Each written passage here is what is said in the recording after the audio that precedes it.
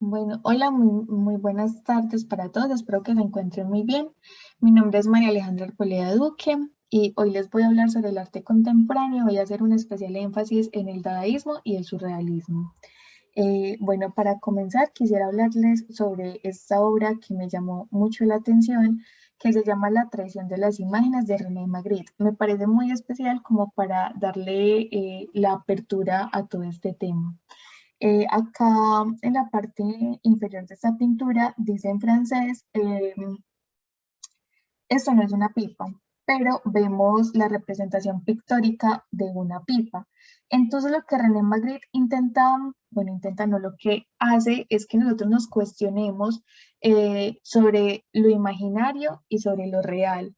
Y acá lo que importa es que el hecho de representar de una forma pictórica algo no significa que, que esa sea como la realidad real de ese algo.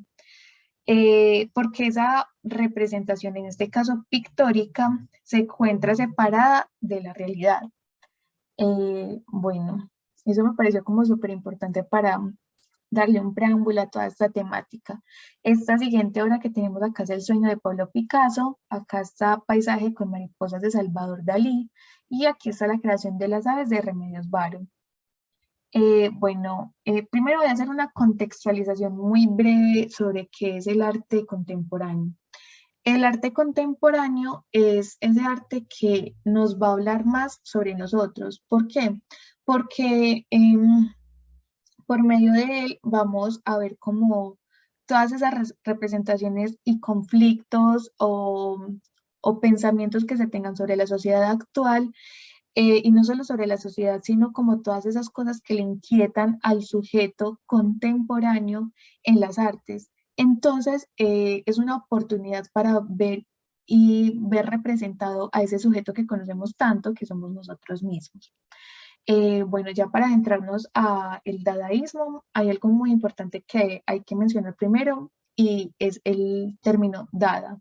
Dada no significa absolutamente nada, o sea, dada es lo que dicen los bebés o los niños cuando están comenzando como a aventurarse en todo el mundo del lenguaje y hacen como esas pequeñas articulaciones de sonido.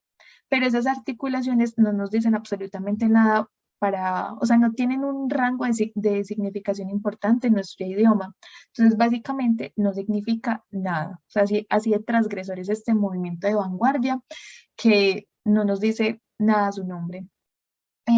Comienza en 1916 hasta 1923, tiene como que su auge y también su apogeo. Comienza en Zurich, Suiza. Bueno,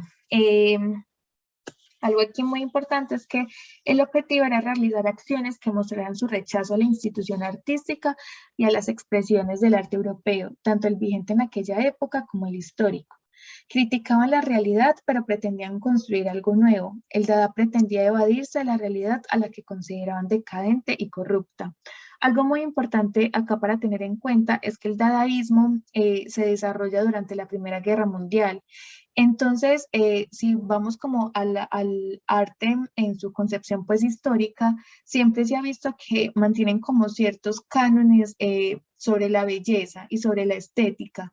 Entonces, el dadaísmo lo que hace es irrumpir frente a esos cánones. O sea, a él ya no le interesa que se siga viendo esa corrupción en tanto no me están representando a la vida como es en realidad, que no es prolija, no es bella de esta forma, no es estéticamente perfecta, sino que está colmada de muchas irrupciones, de desórdenes, de daños, también de belleza, pero no de una belleza tan o sea, como tan canónica y tan perfecta en su totalidad. Entonces lo que ellos hacen es irrumpir y transgredir con absolutamente todas estas concepciones que se tenían. Algo muy importante y a la vez también gracioso que encontré es que el objetivo principal de todo dadaísta era hacer enojar a un burgués. ¿Por qué? Porque obviamente ellos seguían como en su concepción del arte con las concepciones del renacentismo, romanticismo, del clasicismo, y no solamente pues como en pinturas, sino también en todas las otras formas de arte. Entonces obviamente si le mostraban, por ejemplo, esta obra de Marcel Duchamp, que es de Fontaine, obviamente ellos se iban a enojar porque iban a decir, esto para nada es arte. Bueno, ahora voy a explicar como de una forma más bien corta por cuestiones de tiempo estas obras para poder comprender y contextualizar aún más el dadaísmo. La primera es de Fontaine, de Marcel Duchamp. Bueno, algo muy importante es que él lleva esta obra a la Sociedad de Artistas de Nueva York y la expone pues en una galería en donde incluso él era jurado. Entonces, obviamente, todo el mundo se empieza como a impresionar con esto y dicen como que esto para nada es arte y lo esconden. Em, bueno, aquí va uno como de los principios fundamentales para entender el dadaísmo y más aún con esta obra de Marcel Duchamp.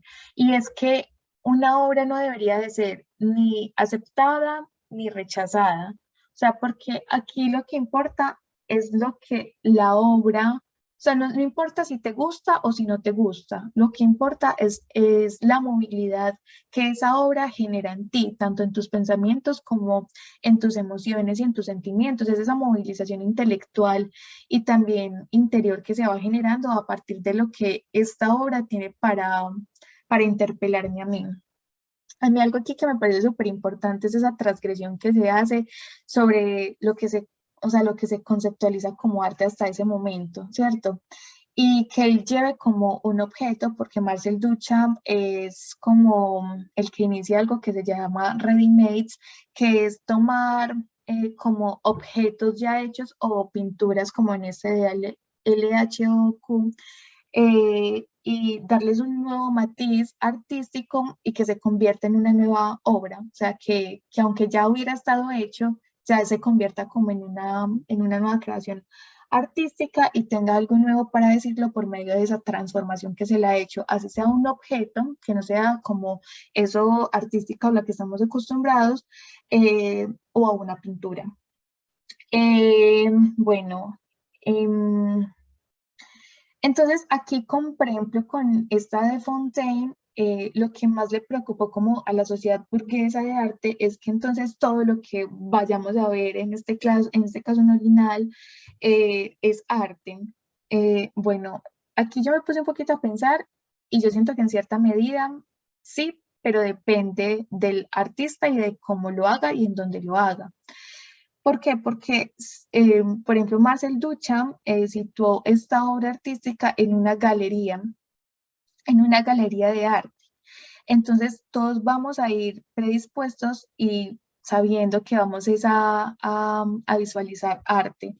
Entonces, es mucho más probable que nosotros como que observemos y nos dejemos interpelar por ese objeto que supuestamente vemos siempre, pero que ya vamos a poder observar y vamos a dejar a la obra actuar sobre nosotros. Yo creo que con esas, em, con esas claridades y también que obviamente el artista interponga algo sobre, pues, de él, que por ejemplo acá puso R. Mood 1917, y ese R. Mood, pues es un seudónimo, o sea, nos habla demasiado de esta obra y también como y por qué este objeto en particular, por qué en una galería y por qué en esta fecha. O sea, yo siento que todo eso es supremamente importante. Entonces, en este caso, yo sí siento que para la sociedad burguesa, o sea, si hubiera estado en esa época, yo sí lo hubiera tomado como arte con estas claridades.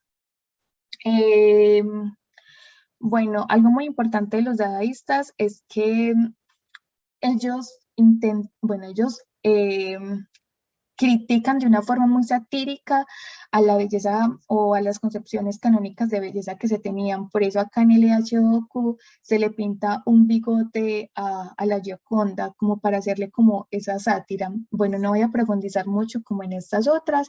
El gran vidrio es muy importante porque Marcel Duchamp dice que ya está terminada la obra, cuando en el momento de transportarla, esta se quiebra porque está construida en vidrio.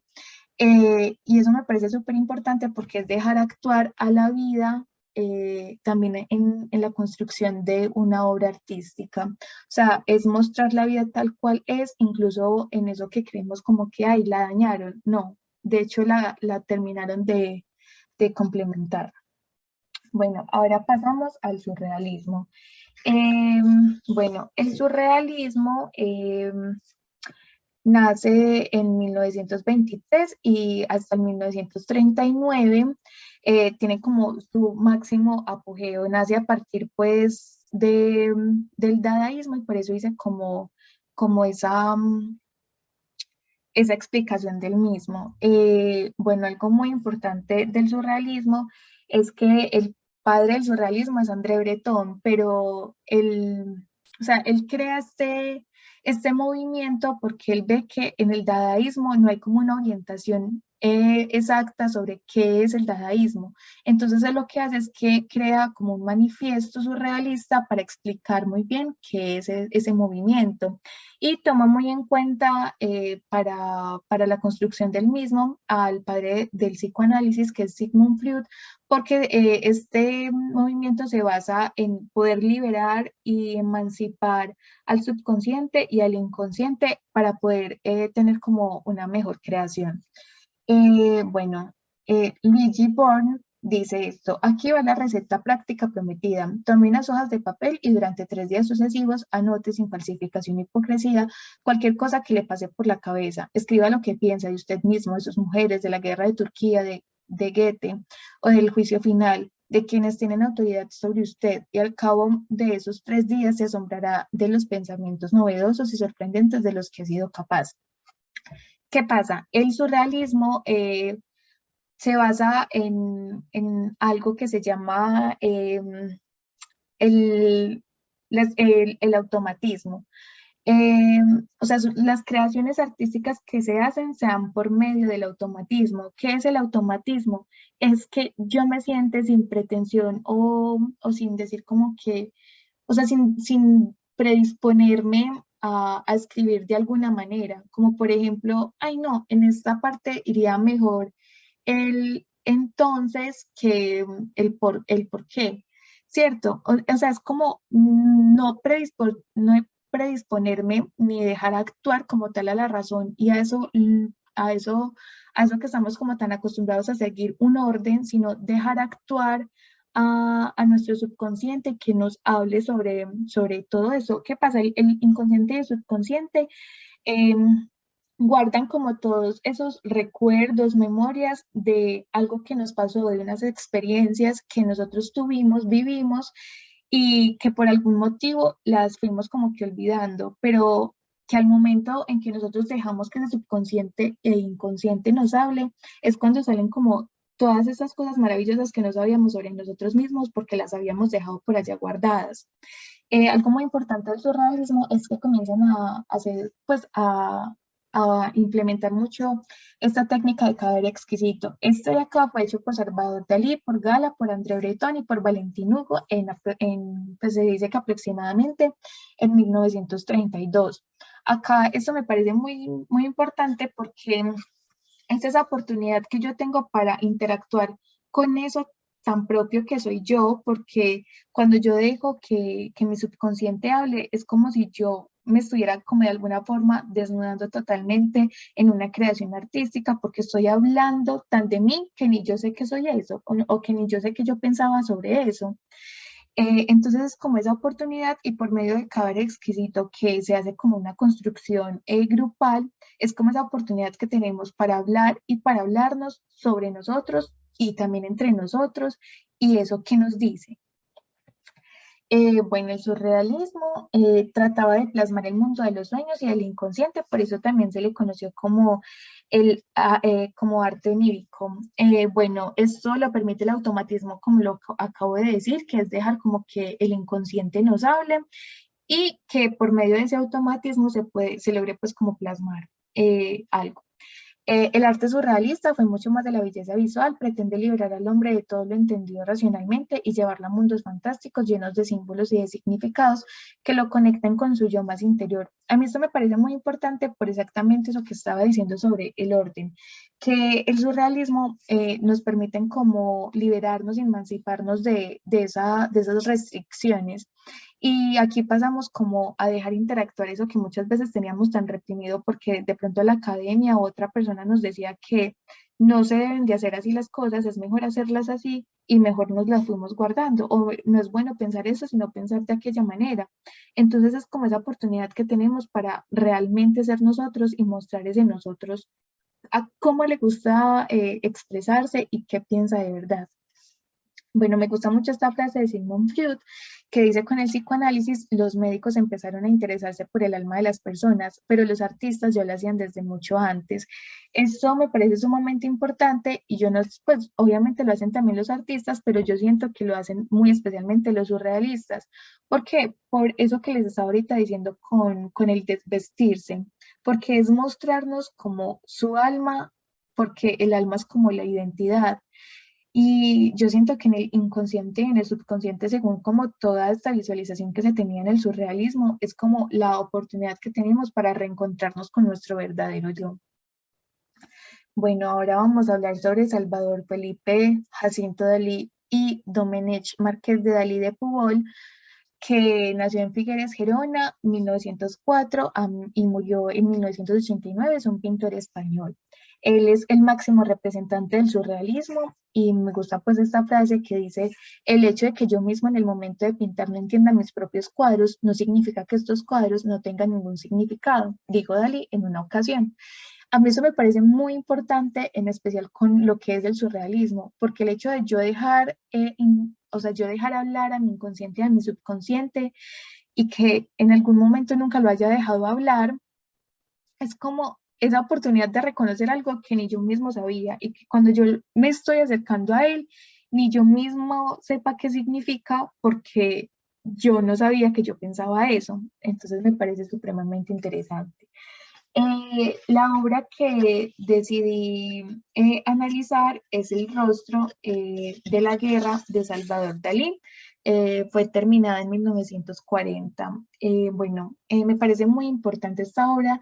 No encontré mucho sobre, pues no encontré como una super información sobre esta obra, pero eh, o sea, está hecha cuando se termina la Guerra Civil Española y está comenzando la Segunda Guerra Mundial. Y se llama El rostro de la guerra. Entonces, eso de por sí ya nos dice demasiado. Pero yo acabo de hablar sobre la interpretación y como lo que esta obra me moviliza a mí. Bueno, primero quiero hablar como sobre el rostro en sí.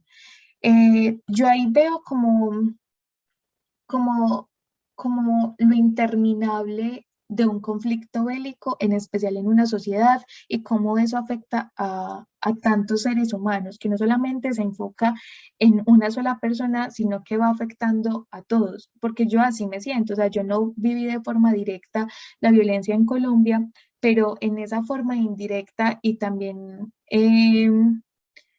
que no viví como el auge o la mayor parte, pues como, pues sí, como el auge de la guerra en donde había más asesinatos y eso en el conflicto armado colombiano. Aún así me siento afectada por todos esos, pues sí, por todos esos, esos poquitos de guerra que nos dejan marcados en la sociedad. Y en este caso se ve como eso interminable que puede dejar un conflicto armado. ¿Por qué? Porque hay un rostro que tiene miedo. O sea, ese rostro claramente parece como cuando uno se levanta de una pesadilla o la cara de uno durante una pesadilla. Y que ese miedo durante, o sea, por medio de sus ojos y de su boca, o sea, por medio de lo que ve y también lo que dice, sigue como representando y haciendo que otras personas sigan teniendo como ese sentir de lo bélico. Entonces no solamente se ve afectado a una persona, sino que por lo que yo observo y por lo que yo digo, cuando yo sufrí de forma indirecta o directa la guerra, sigo como reproduciéndola. También algo acá que me pareció muy importante es que sea solamente un rostro y que lo ataquen serpientes y que como es un solo rostro no tiene como una forma de librarse de ellas o de quitárselas, entonces las debe de aguantar. También algo muy importante es que acá se ve como un camino. Y yo siento que este rostro lo que estaba intentando hacer y que esté así como en un primerísimo primer plano, es como que observes en mí y también obsérveme. O sea, yo siempre sentí eso durante la visualización de esta obra. Bueno, esto ha sido todo. Acá dije como otras obras que me parecieron muy importantes, otras pinturas. La primera es La premonición de la guerra de Salvador Dalí, la segunda es Los amantes de Remedios Varo y la tercera es La persistencia de la memoria de Salvador Dalí, que es como la obra más importante del surrealismo.